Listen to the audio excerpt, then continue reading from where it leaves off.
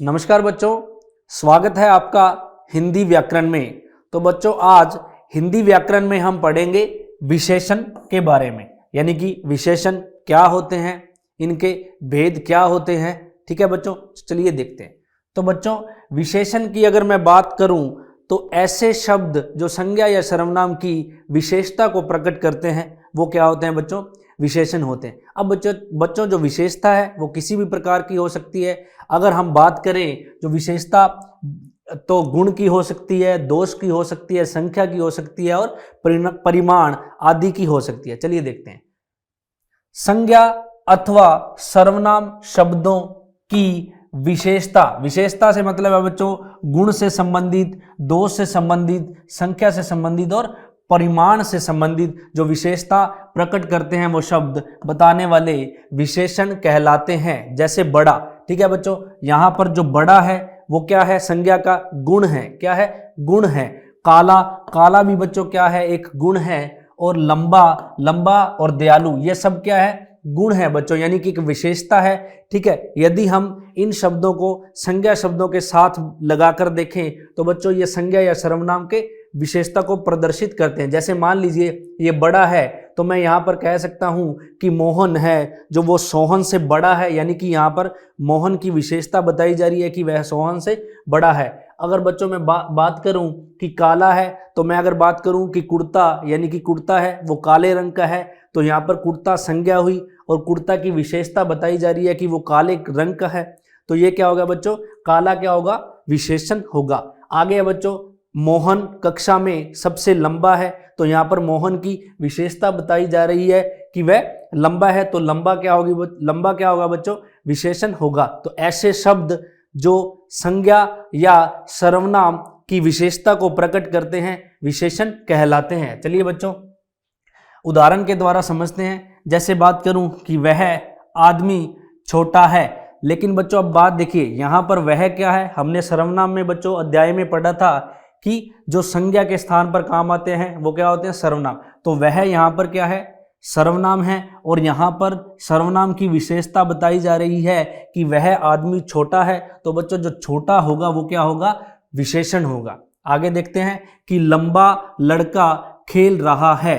तो लंबा लड़का बच्चों, लड़का क्या होता है, संज्ञा होती है, और यहां पर संज्ञा की विशेषता बताई जा रही है कि लड़का क्या है, लंबा है, तो लंबा क्या होगा, विशेषण होगा। आगे देखते हैं, आगे हमारे पास कि मोटा हाथी दौड़ नहीं पाता है। तो बच्चों यहां पर जो हाथी है क्या है, हाथी हमारा संज्ञा है, और मोटा का मतलब उसकी विशेषता बताई जा रही है कि हाथी क्या है, मोटा है। तो यहां पर जो मोटा शब्द होगा वो विशेषण होगा।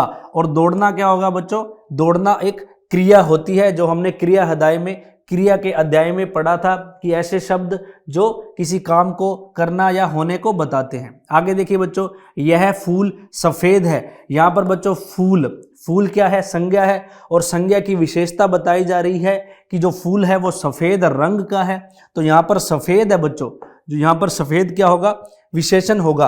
अब बच्चों ध्यान से देखना कि ऐसे शब्द जो विशेषता को प्रकट करते हैं वो विशेषण कहलाते हैं, और बच्चों जिनकी विशेषता बताई जाती है, यानी कि जिनकी विशेषता को प्रकट किया जाता है वो शब्द विशेष्य होते हैं। क्या होते हैं, विशेष्य। अगर मैं बात करूं यहाँ पर लड़का, लंबा लड़का खेल रहा है, तो लंबा तो होगा विशेषण और लड़का क्या होगा, विशेष्य होगा। तो बच्चों यही चीज आगे हम देखेंगे कि इन सभी दिए गए वाक्यों में छोटा, लंबा, मोटा और सफेद ये सब क्या है, विशेषण है। और आगे अगर बात करते हैं कि आदमी, लड़का, हाथी और फूल, जितने भी हमने ये उदाहरण देखे हैं इनमें जिनकी विशेषता बताई जा रही है बच्चों वो सारे क्या होंगे, विशेष्य होंगे। तो बच्चों हमने समझा विशेषण क्या होते हैं, यानी कि ऐसे शब्द जो संज्ञा और सर्वनामों के विशेषता को प्रकट करते हैं विशेषण कहलाते हैं। ठीक है बच्चों, और फिर हमने देखा कि विशेष्य क्या होते हैं, यानी कि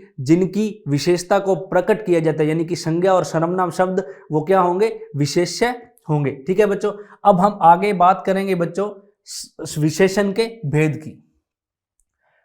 ठीक है, अब बच्चों आगे देखिए कि जिस संज्ञा अथवा सर्वनाम शब्द की विशेषता बताई जाए वह विशेष्य कहलाता है। जैसा कि मैंने आपको बताया कि हम जिसकी विशेषता को प्रकट किया जा रहा है वह जो संज्ञा और सर्वनाम शब्द होंगे वह क्या होंगे, विशेष्य। जैसे सीता सुंदर है, तो बच्चों यहाँ पर सीता की विशेषता बताई जा रही है कि वह सुंदर है, तो यानी कि जो सुंदर शब्द होगा वो होगा हमारा विशेषण।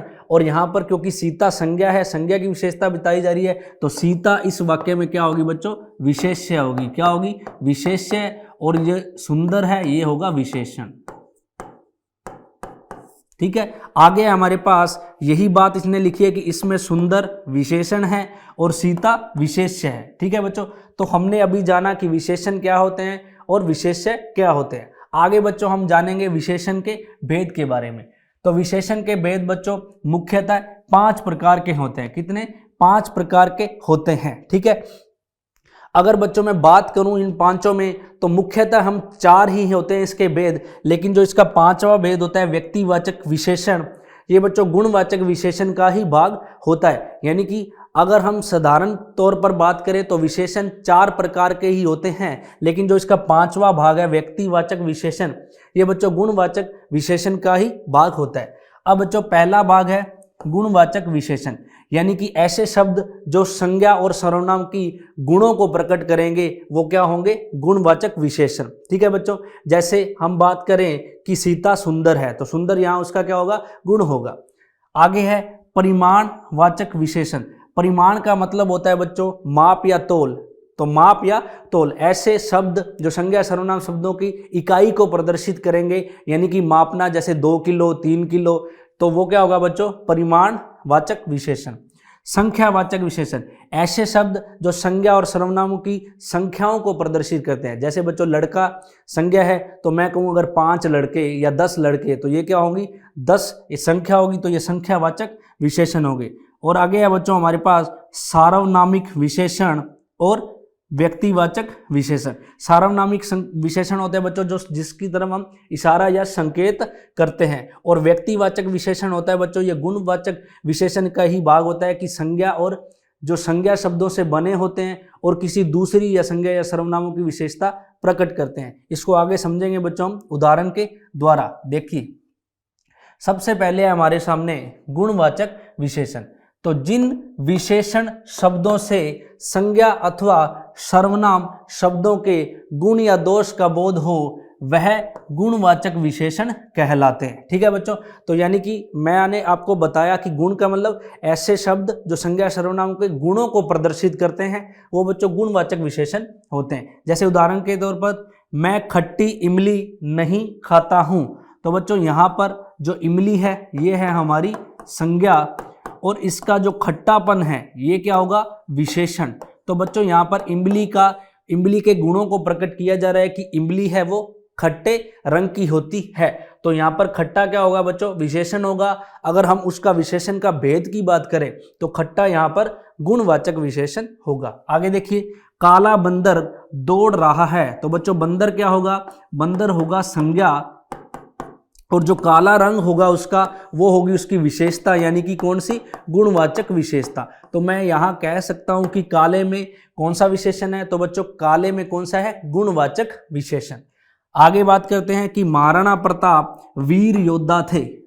महाराणा प्रताप वीर योद्धा थे, तो बच्चों महाराणा प्रताप हमें पता क्या है, संज्ञा है और उनकी विशेषता बताई जा रही है कि वो योद्धा कैसे थे, वीर योद्धा थे। तो बच्चों यहाँ पर जो वीरता है, यहाँ पर जो वीरता है ये वीरता प्रदर्शित करती है गुणवाचक विशेषण को कि वो योद्धा कैसे थे, एक वीर योद्धा थे। तो ये होगा बच्चों हमारा गुणवाचक विशेषण।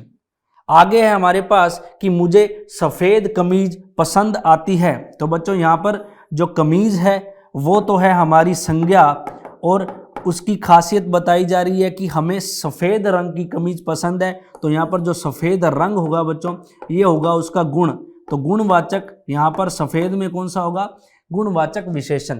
तो बच्चों गुणवाचक विशेषण को हमने समझा कि ऐसे शब्द जो संज्ञा या सर्वनाम के गुणों को प्रदर्शित करते हैं वो क्या होते हैं, गुणवाचक विशेषण होते हैं। अब बच्चों आगे देखते हैं अगला भेद।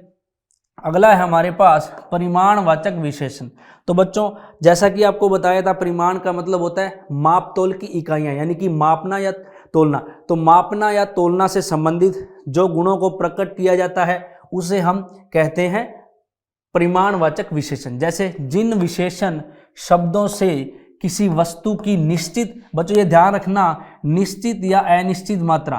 तो बच्चों यहाँ पर निश्चित या अनिश्चित मात्रा से मेरा संबंध, मतलब मेरा मतलब ये है, मान लीजिए मैं अगर आपसे कहूँ 2 किलो चीनी या 4 किलो चावल, तो यानी कि यहाँ पर जो मैं परिमाण यानी कि मापतोल की इकाइयाँ हैं उसके बारे में हमें निश्चित पता है कि 2 किलो है या 4 किलो है। अब बच्चों अनिश्चित का मतलब मेरा क्या होगा, अगर मैं आपको ये बोलूँ कि कुछ चावल या कुछ गेहूं या फिर कुछ मात्रा, यानी कि ऐसी मात्रा जिसके बारे में हमें निश्चित नहीं पता कि उसका जो परिमाण है वो कितना है, तो वो होगा अनिश्चित मात्रा। तो बच्चों जिन विशेषण शब्दों से किसी वस्तु की निश्चित या अनिश्चित मात्रा, परिमाण, नाप या तोल आदि का बोध होता है वो परिमाणवाचक विशेषण कहलाते हैं। जैसे बच्चों थोड़ा, बहुत, 3, गाड़ी आदि। यहाँ पर जो थोड़ा है हमें नहीं पता, मतलब इसकी हमें एग्जैक्ट यानी कि निश्चित तौर पर इसकी नहीं पता कि मात्रा कितनी है,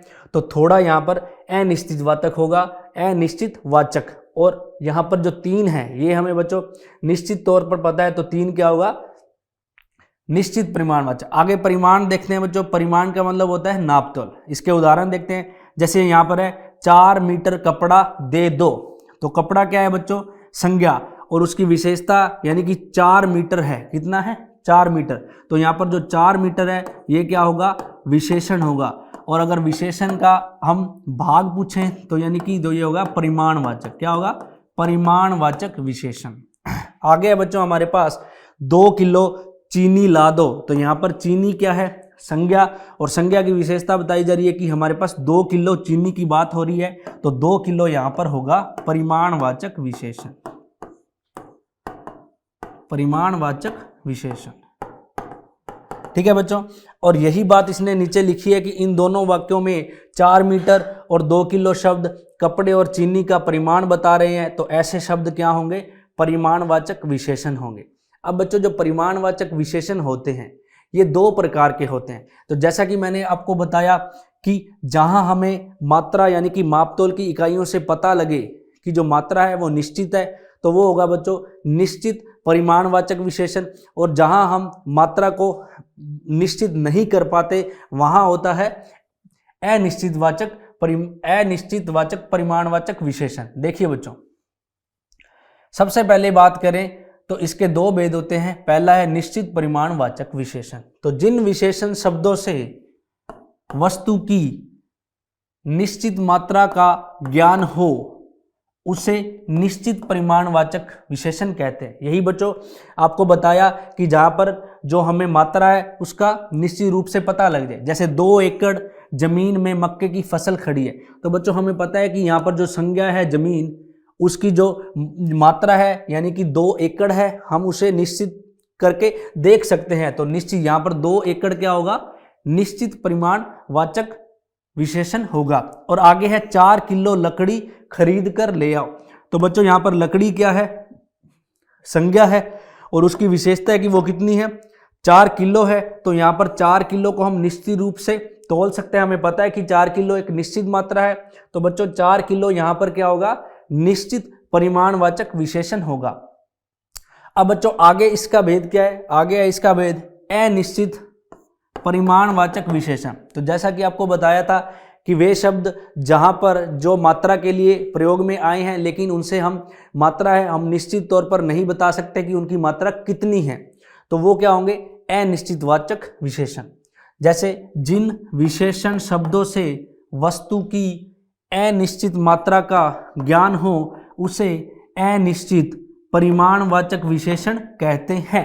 जैसे थोड़ा सा नमकीन दे दो, तो बच्चों यहाँ पर जो थोड़ा सा होगा, यहाँ पर जो थोड़ा सा होगा वो इस नमकीन संज्ञा की विशेषता को प्रकट कर रहा है कि थोड़ा सा नमकीन दे दो। लेकिन यहाँ पर बच्चों हम मात्रा है, हम इसे निश्चित रूप से नहीं कह सकते कि मात्रा कितनी है, यानी कि नमकीन कितनी मात्रा में है, हमें सिर्फ इतना ही पता है कि वो थोड़ा सा है। तो बच्चा थोड़ा सा को हम क्या है, निश्चित रूप से माप नहीं सकते, तो यहाँ पर क्या होगा, अनिश्चित वाचक परिमाणवाचक विशेषण।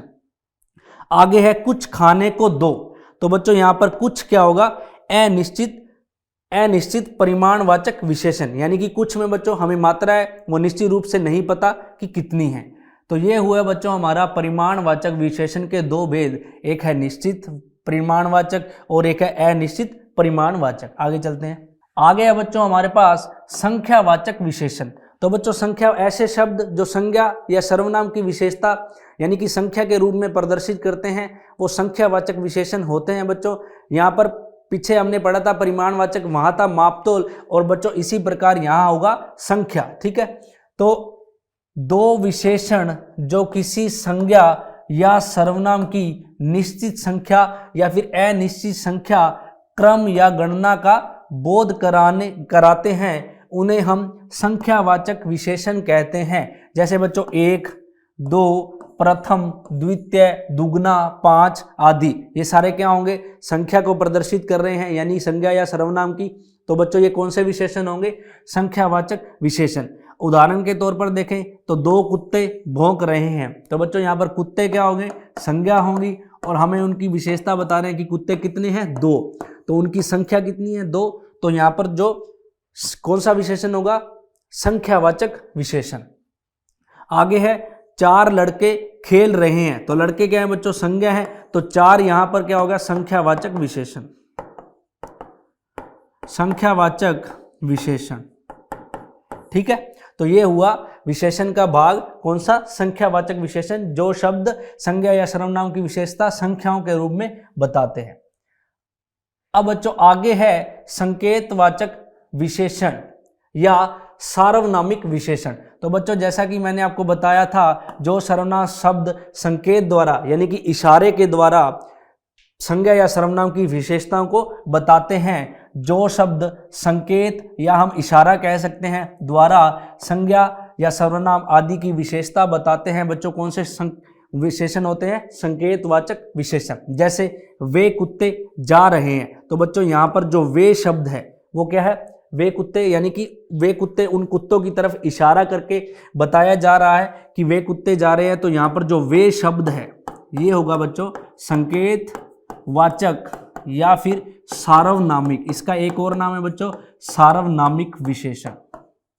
ठीक है, और आगे एक और उदाहरण है हमारे पास कि यह लड़का सुंदर है, तो बच्चों यहाँ पर जो यह शब्द है वो इशारे यानी एक संकेत कर रहा है लड़के की सुंदरता के बारे में कि यह लड़का सुंदर है। तो बच्चों यहाँ सुंदर तो विशेषण है ही, लेकिन यह क्या है, यहाँ पर संकेतवाचक विशेषण। क्या है, संकेतवाचक विशेषण। और अगर हम बात करें सुंदर, सुंदर भी विशेषण है, लेकिन सुंदर क्या है, सुंदर है बच्चों गुणवाचक विशेषण। तो यहाँ पर एक लड़के की विशेषता प्रकट की जा रही है संकेत या इशारा करके, तो यह क्या होगा बच्चों, एक संकेतवाचक विशेषण।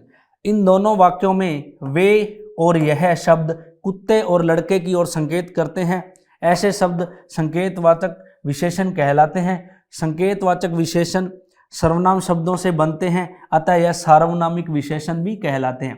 तो बच्चों इनका जो दूसरा नाम है सार्वनामिक विशेषण, ये इसलिए होता है क्योंकि ये सर्वनाम शब्दों से बनते हैं। आगे देखते हैं। आगे है बच्चों हमारे पास व्यक्तिवाचक विशेषण। तो बच्चों मैंने आपको बताया था कि जो विशेषण हैं वो मुख्यतः 4 प्रकार के ही होते हैं। जो इसका ये 5वां भाग है ये गुणवाचक विशेषण का ही भाग होता है। और मैंने आपको बताया था कि जो व्यक्तिवाचक संज्ञाओं से तो बनते हैं, लेकिन किसी दूसरी संज्ञा और सर्वनाम की विशेषता बताते हैं, वो क्या होते हैं, व्यक्तिवाचक विशेषण।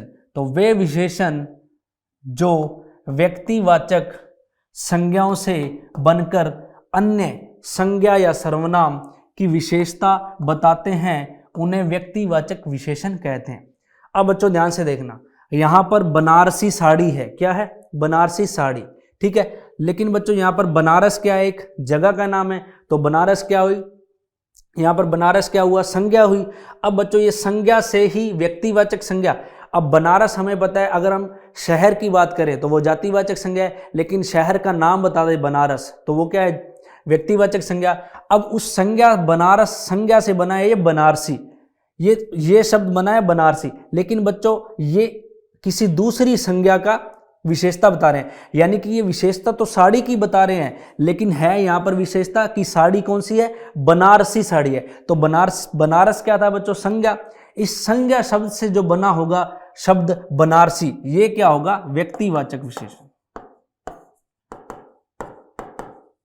तो ऐसे विशेषण जो व्यक्तिवाचक संज्ञा से बनते हैं, यहाँ पर बनारस से बना है बनारसी, और वो किसी दूसरी संज्ञा है, शर्म ने यहाँ पर साड़ी, तो दूसरी संज्ञा उसकी विशेषता बताए। आगे है बच्चों कश्मीरी सेब। तो कश्मीर क्या है, एक व्यक्तिवाचक संज्ञा है, लेकिन कश्मीर से बना है कश्मीरी, तो कश्मीरी यानी कि यहाँ पर जो कश्मीरी हुआ ये हुआ व्यक्तिवाचक विशेषण, और ये विशेषता बता रहे हैं किसी दूसरी संज्ञा की, यानी सेब की। आगे है बीकानेरी भुजिया बच्चों। तो बीकानेर है व्यक्तिवाचक संज्ञा, और बीकानेर से बना बीकानेरी, तो बीकानेरी क्या हुआ हमारा, व्यक्तिवाचक विशेषण। और ये किसी दूसरी संज्ञा की विशेषता बता रहे हैं, तो भुजिया यानी कि दूसरी संज्ञा है, तो बीकानेरी यहाँ पर व्यक्तिवाचक विशेषण का काम करेगा। और इसी प्रकार आप देख सकते हैं जोधपुरी जूती, क्योंकि जोधपुर से बना है जोधपुरी, और वो जूती की विशेषता बताई जा रही है कि जूती क्या है, जोधपुरी है। ठीक है, तो वाक्यों में बनारसी, कश्मीरी, बीकानेरी, जोधपुरी शब्द व्यक्तिवाचक विशेषण ही हैं। और बच्चों यहाँ पर एक नोट है जो मैंने आपको बताया था कि मूल रूप से यह गुणवाचक विशेषण का ही भाग होते हैं। तो बच्चों मैंने आपको यही बताया था कि जो विशेषण हैं मुख्यतः 4 प्रकार के ही होते हैं, और जो ये 5वां प्रकार है व्यक्तिवाचक विशेषण, यह गुणवाचक विशेषण का ही भाग होता है। तो बच्चों हिंदी व्याकरण के अध्याय विशेषण में हमने जाना कि विशेषण क्या होते हैं, उनकी विशेषताएं क्या होती है, और उनके भेदों के बारे में जाना। तो बच्चों ये जो अध्याय विशेषण है हिंदी व्याकरण का, ये यहीं समाप्त होता है। आगे मिलते हैं बच्चों हिंदी व्याकरण के अगले अध्याय में, तब तक के लिए धन्यवाद।